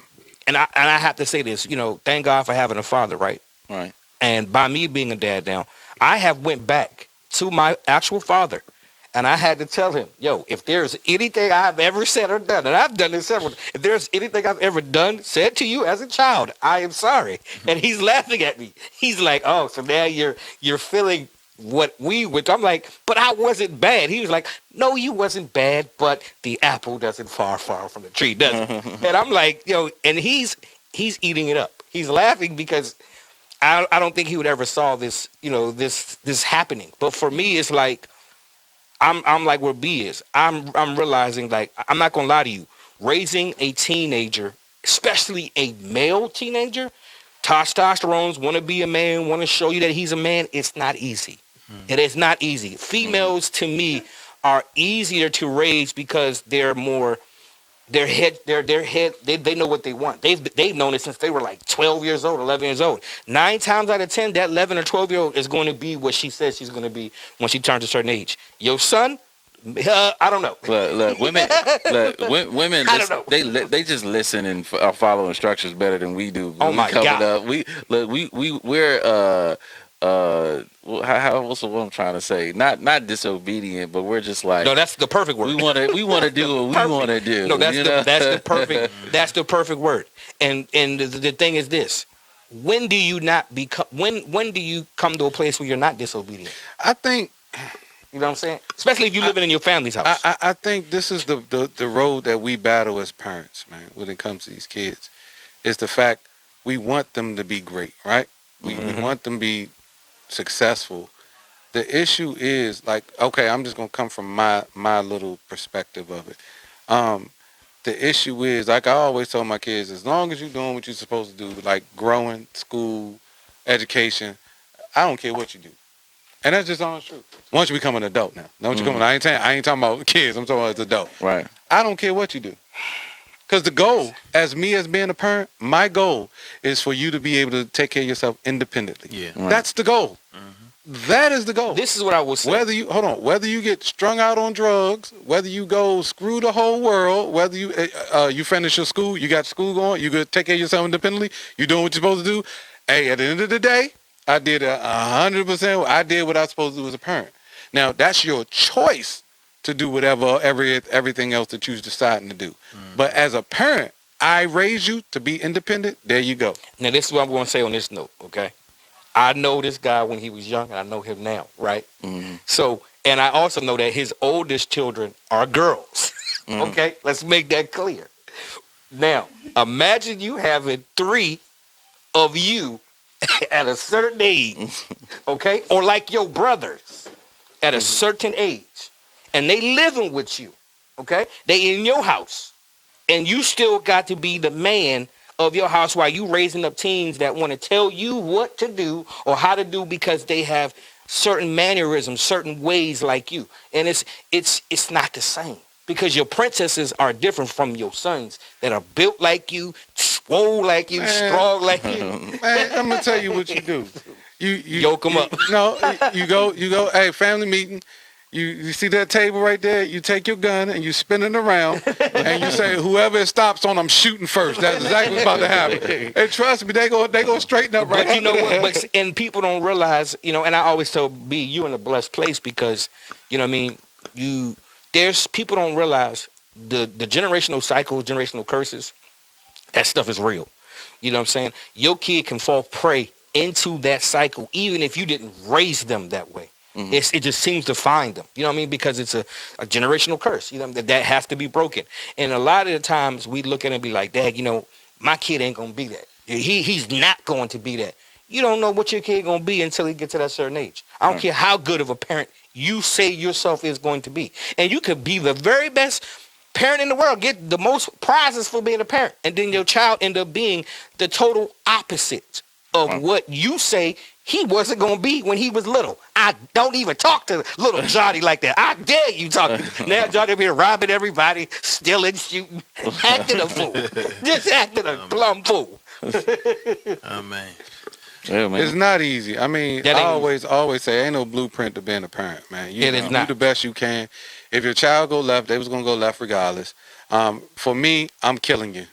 Y'all, you're listening. I'm killing them. I mean, but you know what, that's though? just what I'm you gonna know do. what? And I'm gonna be happy because at least I know they're in the grave. They up in heaven. And you know what though? But that sounds like. But look, listen. You know what's crazy though? I'm gonna be happy. It's harsh as that sounds. That sounds more like a loving father than caring about somebody, letting them just do whatever he want to do willy nilly. Oh, you're not doing what you want to do. Yeah, I'm not going for it. I think that's the hard thing that people, that's okay. Like growing up, right? I don't know if y'all had this situation. Like you couldn't come in my house, in my mother and father's house, and smoke a drink.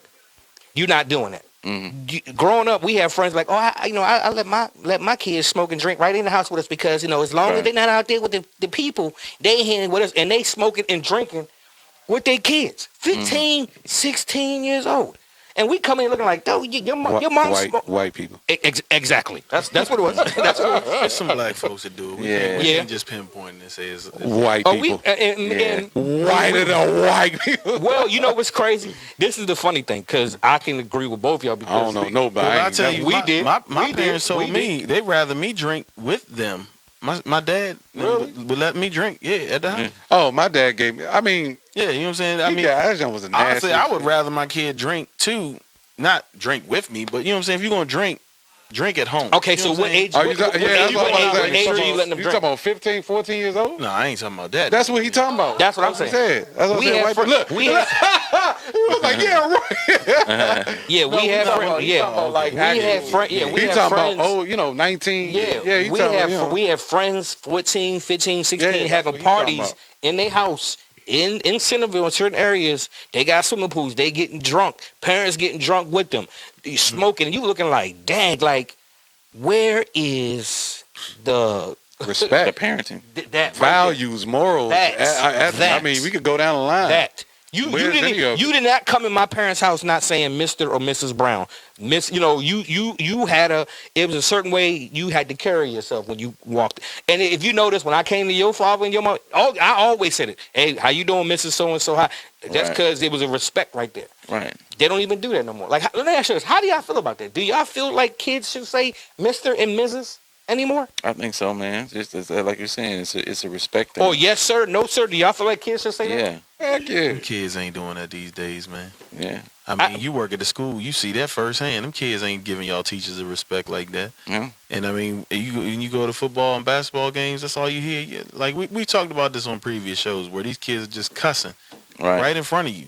Like Right. you walk in there with your child and it's a group of other kids. They be like, hey, so they say hey to your son. The next thing you know, they hollering the F-bomb here and the S-bomb there. And, you know, it's like there's no respect. You want to know what's funny? It's funny you say that because I got an 18-year-old and he's his last year. He's a senior, right? And I had some concerns. But what was crazy? This was what was crazy to hear from the principal. Mr. Brown, your son is not as bad as other kids. Actually, your son has a lot of respect for his teachers and his peers. I'm looking at him like, how do you know? Oh, we can tell how he talks, his mannerisms, everything. So you're right that when you thinking something else, right? Because they may be following the crowd or they may trying to be whatever. People still see that good side of them because of those morals. Now, if he didn't have that, he'd probably be like every other knucklehead in this class. Oh, I know. Right. Yeah, just like, you know what I'm saying? But I think that's where we lack at with that balance. You see what I'm saying? But it's so hard. It is. This is the thing, man. Especially with our sons, man. It's so hard because on one end, we want them to fit in. The other end, we want them to be respectful. Then it's especially as a young black kid. You when they go to school and they go out and you want them to be able to have friends. You want them to be liked. You want them to be in sports. You want them to be this. But then on the other hand, you like, okay, how? So it's really tough because for real, then you still trying to take care of your family and the kids. You still trying to hold yourself together. So it's hard. Like that goes back when we was talking about the balance thing. You know what I'm saying? When we was talking about the balance thing, because it's really tough. It's really tough because you want your kid, and boy, male or female, but we talking about our young males. Because for real, that's where we're lacking at. Let's be real. Like Keep it 100. our young black males are lacking. Our young females, black females, they're doing it. They're furthering their education. They're doing a lot of things. Our young black males. So that means we as parents, as black men, we need to step up for our young black males. But it's like I said again, it's hard because they see this rap music. They got this, you know what I'm saying? They see the social media with the TV videos, and they see all these women. And if you ain't got, the first thing a black man will say to a young kid when they see him is what? How many girlfriends you got? And that to You me, get what I'm saying? You know what's funny? This is the crazy thing about that, right?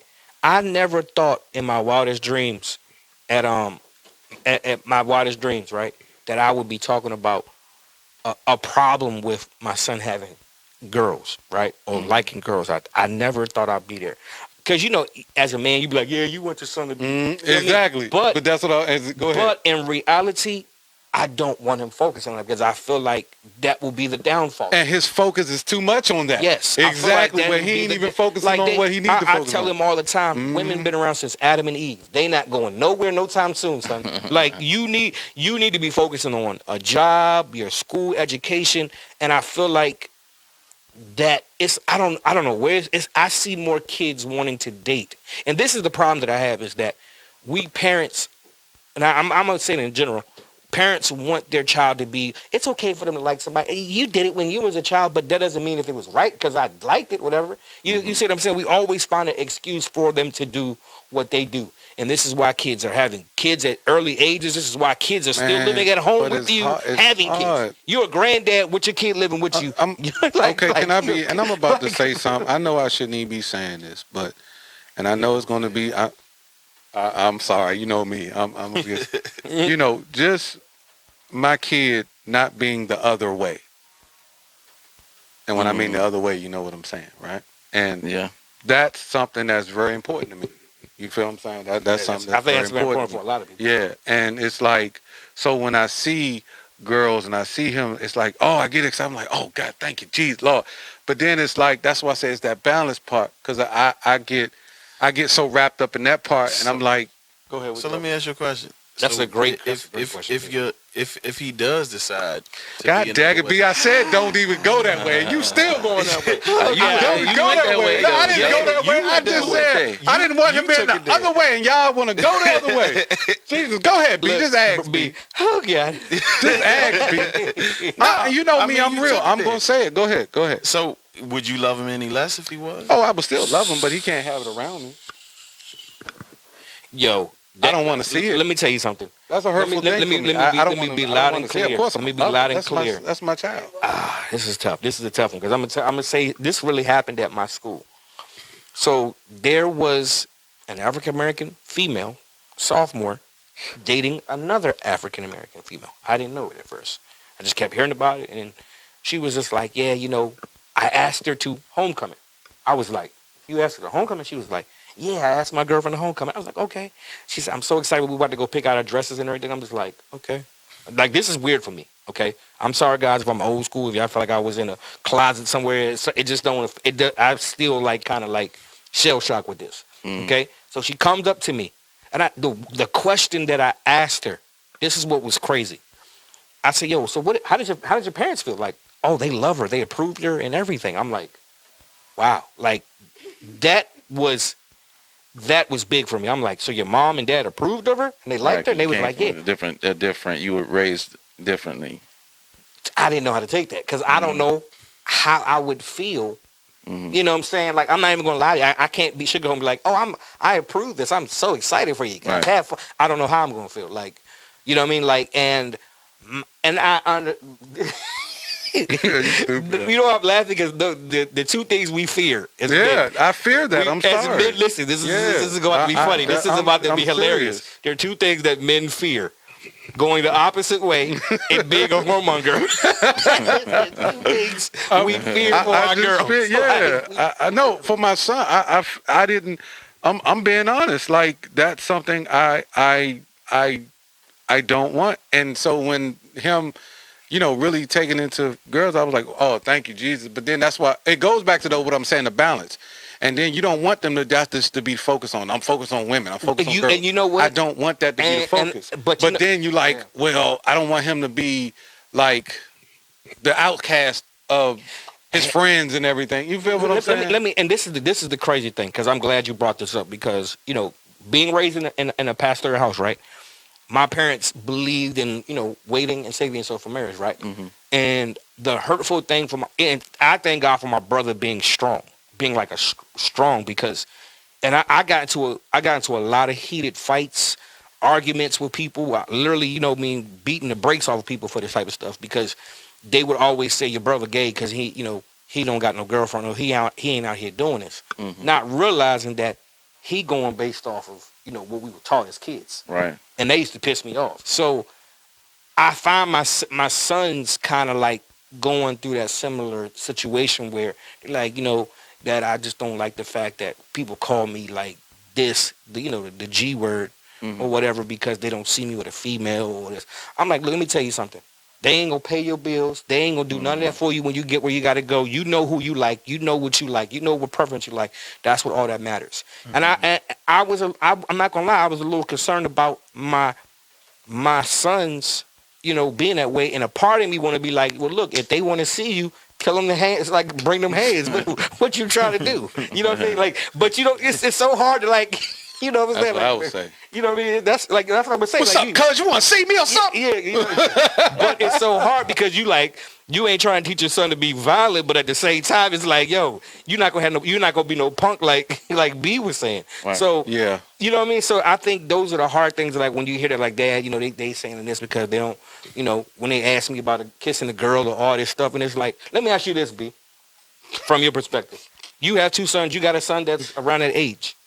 He's going to go through that process, where, what do you tell him? And he's right here because I want to know. What do you tell him?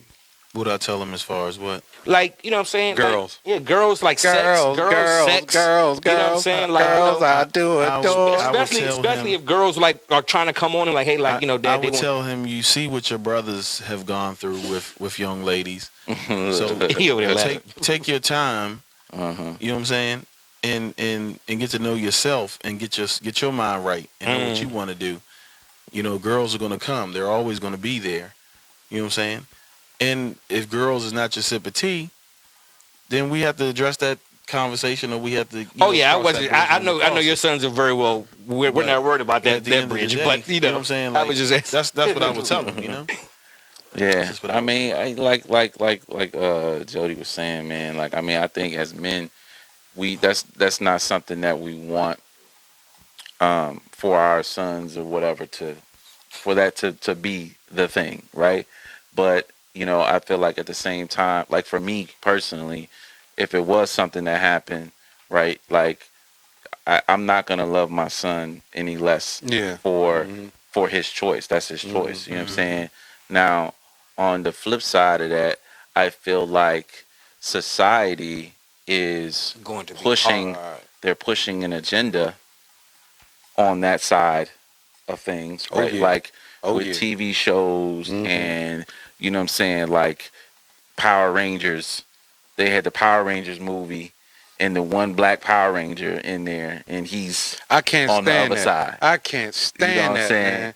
Why has always got to be our culture? I'm saying it. Why has always got to be our culture? Yeah, I don't always know. Our culture. I don't know, but no. A Yeah, lot of kids. What's crazy for me is this is another show shocker for me. A lot of the kids' movies are showing more of them being on that side of the fence, and they're showing them dating, kissing, and scenes and stuff. And I'm just sitting there like, this is tough for me. I mean, I'm not gonna lie, it's a tough thing for me to watch, especially when I'm with my kids. And it's a kid show. It's a kid show, and you're watching them like they're dating and like So for me, it's like So for me, it's like, dang, this is literally off. We're gonna move on to another topic because off. That is a touchy. I don't off. Turn this off. Turn this. It's touchy, but at the same time, I mean, what are we supposed to say? We're gonna wrap this up. Yeah. Somebody said something. Okay. Yeah, let's go ahead. What are you talking about? No. Oh, just that topic? No, not the topic. Oh, you talking about in general? Yeah. Oh, we ain't christening the crib. That's all I want to have. Bruh. So with that being said, y'all, let me ask you. Well, we already know his perspective. What? And we know B. Glenn's perspective. On what? Okay, so let me ask you this. Okay, y'all know where Kings of Men's at, right? Mm-hmm.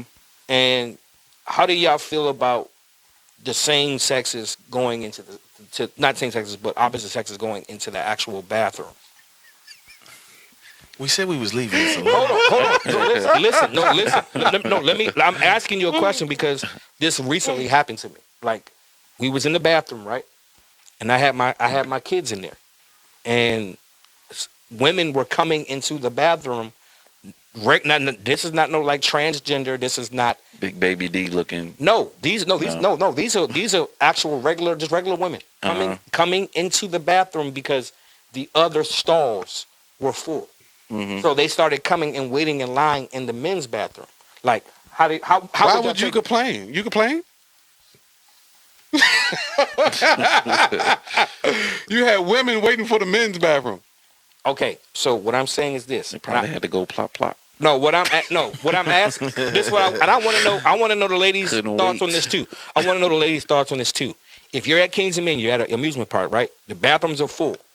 Are you going to take your daughter and yourself into the men's bathroom and wait in line to use the bathroom with the men? They do that. Yeah, I don't agree with that. Wifey, yeah, don't ever do nothing like that.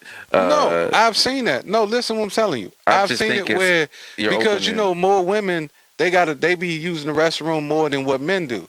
So if the men's bathroom is empty or they only got one person, they'll wait for that one person. They'll start using the men. So you do know. It's empty. Yeah, So you know this, but but this is what I'm saying. So you do know that in men's stalls, there's less closed stalls than there. No, they use the actual toilet. So, but this is what I'm saying though. So, do you want your child watching a man stand in front of a stall and use the bathroom while you waiting in line? Wait, I'm confused. If they go inside the toilet. No. For instance, like when you go into the male's bathroom, right? Mm-hmm. For the most part, you have to pass the urinal before you get to the stall. I see what you're saying. Yeah. Oh, it's a line of folks using the bathroom. I've seen it where some women will, like, because there's a bunch of them. I've seen it where some of them will say, "Man, who in the men's bathroom? I gotta go, so I'm going to." I've seen it when they do that. But you think that's cool to do? Like, if that's what she decided to do. What you got a comment on there? Not my one. No, it's only only J Knight said, "Hell nah, inappropriate." Thank you. Yeah, because I mean, you know, on both sides. But for me, I'm saying I've seen it. I'm not saying if it's appropriate or not.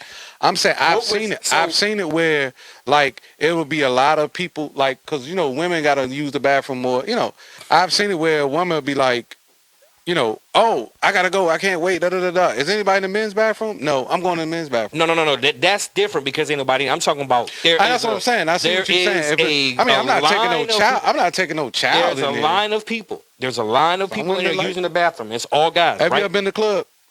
Yeah, I've seen exactly. They do it in the club. That's what I'm trying to tell you. What I'm saying is we're at an amusement park with kids. I understand what you're saying, but the question was if if women were standing at a women's bathroom. The whole spectrum is about the bathroom. And guys were doing the same thing. And guys was at the men in the men's bathroom. I've seen it, especially in the club, but what I'm saying where women will go and use the men's bathroom. But what I'm saying is this: guys were doing the same thing. Like, okay, so it was a lot of people at the park, right? We had to use the bathroom. I don't know, guys. I mean, no, listen. I'm telling you what I saw. No, I'm not telling you wrong. My thing I'm was, just saying, I did not want my daughters using the bathroom. No, of course it's not going to be no child. Because I mean, I agree with you on that kid thing. The bathrooms were so full that they were waiting in line to go into these bathrooms, right? My daughters are not going in while you got grown men like y'all in line going in to use the bathroom. I agree with you on that. I'm not saying I disagree, but you're not saying kids. You're saying the women. No, I said kids. You said women with their kids. I'm telling you, I'm just saying I've seen it where women will use a men's bathroom. Both. I'm telling you both. That's what I'm saying. So what's crazy is that now, mind you, I'm in line behind me. Now, I didn't know there was like 4 women behind me and a child. I didn't know that. There's a guy on the other end. He's looking at me like, can they do this? And I'm sitting there like, I guess they can. Is this allowed? Yeah, he was looking at me like that. I was like, I don't know, bro. Like, this is new to me. It was so new that it was shocking that I didn't feel comfortable using the bathroom. Like, I just didn't. I felt like I was disrespecting them if I use the bathroom in front of them. I'm using the bathroom. I got you. Hey, look. Yeah, you say nobody tell you come to the bathroom. Look, you came in here. Yeah, you came in the bathroom, men's bathroom. I'm in men's bathroom. You came in here. So, hey. I just had to wait. I mean, I got to use the bathroom. Well, I know Joey's trying to wrap this up, y'all, but we got to hit one more topic. You get another topic. Oh, hit it.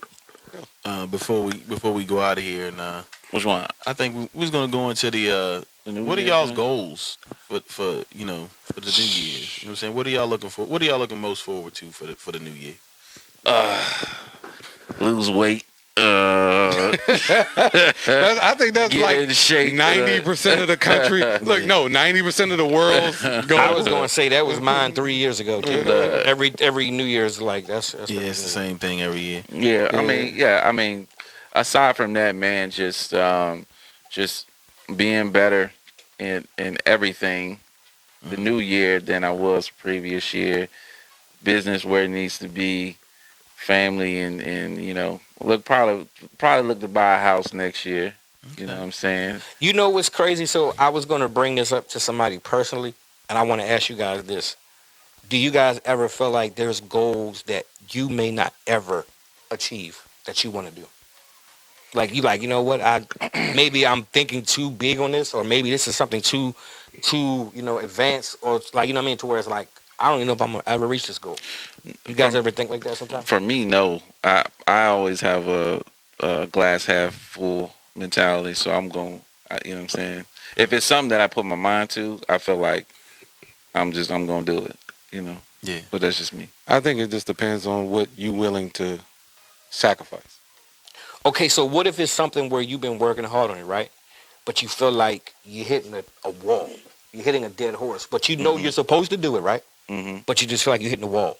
Do you continue to like keep putting that goal there and working for it, like the pursuit of happiness? Hit the wall. Or you just be like, you know what, I can't do this. There's always more than one route to get around a wall. Or you just use it, and then there's tools to bust that wall down. I think that's the type of people you need around you then. You need people that's going to be able to motivate you to get around that wall then, because, I know for me, I can't speak for everybody, but there's a specific goal that I think I have put on the back burner, and I have put, like, I ain't going to say I gave up on it, I just don't walk in it like I should, so I feel like I battle with that all the time. You know what I mean? Like, and that's just being real. Like, I battle with that piece. I will say this to people, and I will say this to you and whoever. At the end of the day, when you talk about goals, right? Mm-hmm. And I remember we was talking. I'm gonna put it out there. I remember we was talking about music, and we were like, "Dag, man, we would have did da da da da." We was doing, and I always just keep saying this.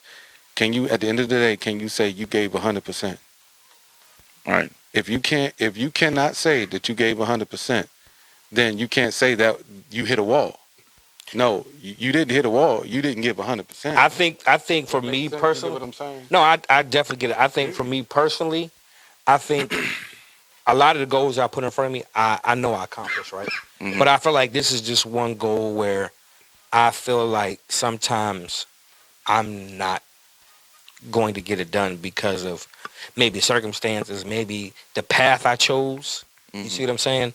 Or the direction I chose, and I battle with that piece every day, all the time. I've been battling with that for like the past 11, 12 years, maybe longer. Goes back to sacrifice. Mm-hmm. Yeah. What you willing to sacrifice? Yep. Sacrifice and preparation, right? And how you're executing, that plan. Like, do you have a plan? And like I said, how you're executing that.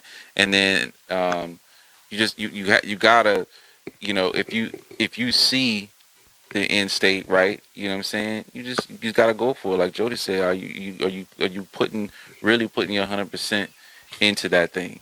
I think a part of me, and this is just being transparent, I feel like I have allowed, I can't say people, I have allowed people to stop me from doing what it is I need to do. You know what I'm saying? Because of the position I allowed them to be in my life. If that makes sense. Mm-hmm. So those are the things that I look at all the time. You know what I mean? So when B was saying, what is your goal? That is something that I've been really reflecting on for the past couple of weeks now. Like, you know what I mean? This upcoming year, it's not the fact of completing it, right? It's just the fact of, okay, if I'm going to do this, it's either now or never. It's either you're going to do it or just leave it alone. Mm-hmm. You see what I'm saying? And I think that's where I'm at, because I'm at a road where I'm tired. Like, I'm really tired. I think inquiring minds would like to know what you're talking about, because we're kind of talking in circles for a good little while, my brother. Well, I mean, I'm just saying. Me and you've had this conversation in the past, and I'm talking about like ministry. Okay. Yeah. I mean, we've had this conversation for, so for me, it's like, for years I've battled with that piece, Mm-hmm. and I think for me, like, that's one piece where I'm always like saying, is that what I'm supposed to do? Is that what Yeah. I'm going to do? And things of that nature. You know what I'm saying? So You mean like starting your own ministry, yeah, or things like joining a ministry? not joining, like starting my own. You know what I mean? I was told to do that years ago. You know what I mean? Many a times and things like that, and I put it to the side because of maybe fear of failure, timing, just so many different things. You know what I'm saying? So I battle with that piece 24/7. Like, that's something that eats me up, that I know that it's something I have to do, and I know that I'm being positioned to do certain things now. But it's kind of like So tough. I'll put it to you like this, man. Go ahead. I tell my kids every year since they were young, Mhm. I tell them, look, you need to write 5 short-term goals and 5 long-term goals and try to achieve them. And if that's one of your long-term goals, then you need to make incremental, you know what I'm saying, Yeah. movements towards that goal. But with hopefully attaining that goal. You know what I'm saying? Not goals are going to be attainable within 30 days, 60 days, Oh, yeah. 90 days, Yeah, a definitely. year. It takes time. Right. You know what I'm saying? Forming your own ministry, that's going to take time because you have to go through things. You know what I'm saying? You have to build those credentials. You know what I'm saying? You have to Right. build, people have to build faith in you Yeah. to Right. follow you and to listen to you. Well, Right. So- And that's what I was going to say too. Just the process and the steps to getting there, because jumping out, just like you said, like with your family, before, and preaching out in the woods and stuff like that, like that it's not, process of it's, them crying, but yeah. that's Yeah. different, right? Like right now, you know what I'm saying? Like it just is my opinion. You do what you want to do, but like in terms of steps and processes, starting, becoming a deacon, becoming, going through those processes and those steps to be ordained, to becoming a minister and a reverend, and Okay, then so a pastor. this, You know what I'm so saying? this is what I would say on that piece, right? What's that comment real quick? You got a Only comment. only Jay Knight said, I think you should go for it. You definitely have a voice and communicate very well. Appreciate There you you, Just Jay. He's one of them. Other people have said it, and this is the funny thing. On my live streams, I never talk about this piece. This is something that I've been dealing with for years, and what I mean by that is that what you said, B. Glenn, is what I do.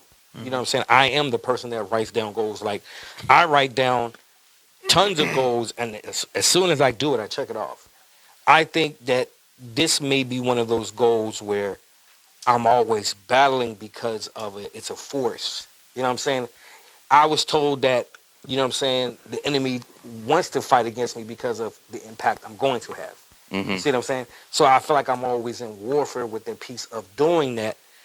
And I've always beat myself up. Now, going through the process, I've already been there. You know, going back to college, getting my degree in that, getting ordained, I went through that process. And even going through that process, I put it to the side. Right. You see what I'm saying? Because even then I felt like, okay, I don't want to do this. Not because I don't have the desire to do it. I just didn't want to fail. Number two, I felt like I wasn't worthy to do it. You see what I'm saying? And I always felt like there was all eyes on me, and I was going to be criticized and be put in a spectrum of how everybody else sees other leaders. You see what I'm saying? Right. So it's a lot of big things that fall prey to that piece, especially when you're trying to do the right thing and you're doing what you're supposed to do. But at the same time, it's like it's that struggle. Right. So that's just for me. That's just my personal. And you know what I mean? This is something that I mean, you're talking to somebody who's already owned houses, cars, boats. Every material thing doesn't matter no more to me. You know what I'm saying? Money, none of that matters. I didn't have great. I didn't have all that. But I always hear the word in the Bible in my head. What would it profit a man to gain the whole world, lose his soul? So for me, it's like I done a lot of stuff to where now it's like, and that's why I was telling Jody that when Jody was like, about the music thing. I said I wanted that to be marked off my list. So that's something that's not gonna hold me back from even this step going forward. You feel what I'm saying? So I can say, you know what? I don't have to worry about that being in the back of my head, if that makes sense. Like, I didn't, I still got to accomplish that. That's something. If I decide to go and do it now, I don't have to. That's something that's off the list. Only Jay Knight said, believe it or not, what you guys are doing is a form of ministry by inspiring others all over All of you are leaders. Appreciate already. that, man. Appreciate Yeah. it. No doubt. I know. Thank you. Thank you. Yeah, man. And just last thing for me, man, for you, Larry, man, just I mean, you grew up in the church, man. So I talk to my wife all the time about we talk about the Bible and the things like those stories in the Bible are there for us to pull back on, right? You know what I'm saying? So pull on that, man. Your situation, they tried to stop Jesus, right? When you had the Catholic Church and he was starting Christianity and so on and so forth. So they tried to stop him. He kept going. Do the same thing, man. Just step out on faith, man, and make it happen. No doubt. B said something to me. I want to say, the dog. B said something to me. I want to say 4 years ago that that always stuck out to me. I didn't even see that joint coming here. You didn't. That's what I'm like. Look, He I said was the dog laughing. look. I was like, man, big old that Rottweiler dog come just around the corner. Can we pick him up and show who? No. We Get him. They don't want to see. Get They him. don't want to see what it is. It's a Yorkie. Come here. Come here. I'm gonna show you.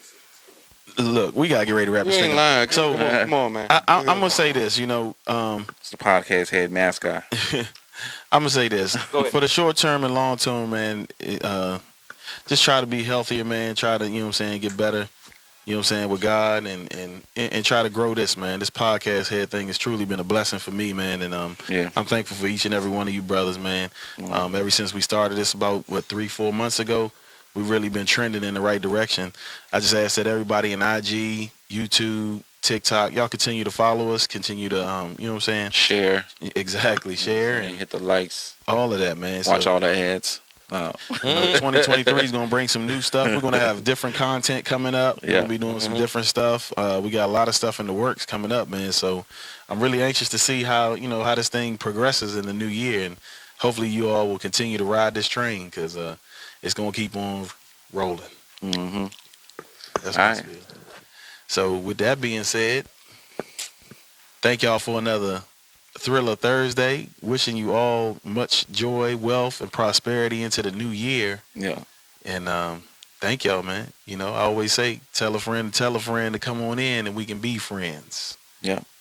Peace. Laid out.